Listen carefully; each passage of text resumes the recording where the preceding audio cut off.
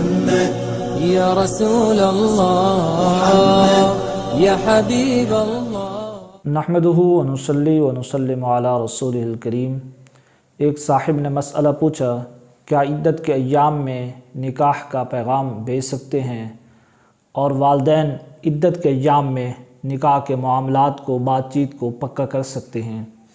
تو سب سے پہلے تو یہ بات جان لیں کہ عدت کس کو کہتے ہیں۔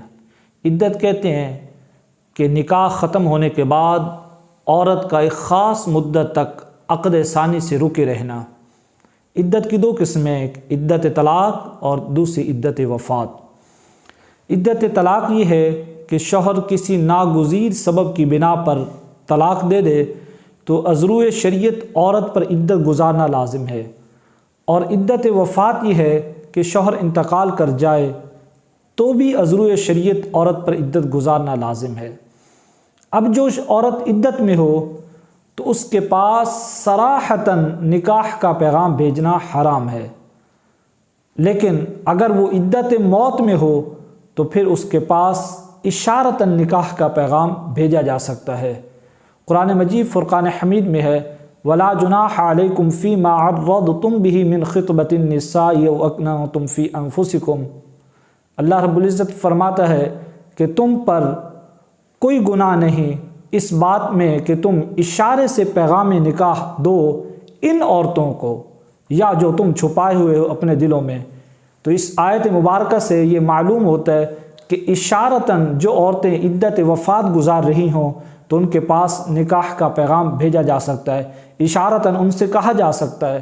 اور اشارتاً کہنے کی صورت یہ ہے کہ کہے تم بہت نیک عورت ہو، یا میں نکاح کرنا چاہتا ہوں، یا کہے کہ میں اس عورت سے نکاح کرنا چاہتا ہوں کہ جس میں یہ اوصاف ہوں، اور وہ اوصاف اس عورت میں ہوں، تو یوں اشارتاً نکاح کا پیغام بھیجا جا سکتا ہے اور اشارتاً یوں کہا جا سکتا ہے۔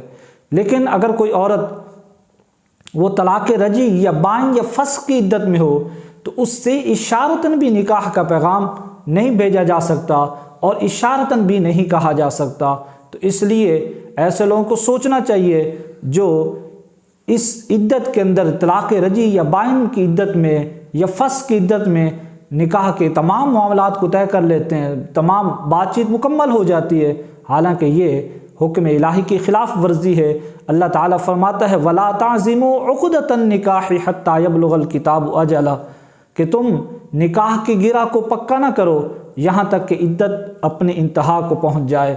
تو اس لیے ایسے والدین کو بھی یہ سوچنا چاہیے کہ کہیں وہ اس جلد بازی میں حکم الہی کی تو خلاف ورزی نہیں کر رہے کہ وہ عدت کے اندر اندر بچی کے نکاح کے تمام معاملات کو طے کر لیتے ہیں۔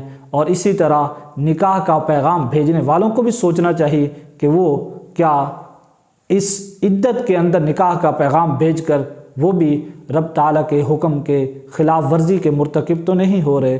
واللہ ورسولہ اعلم۔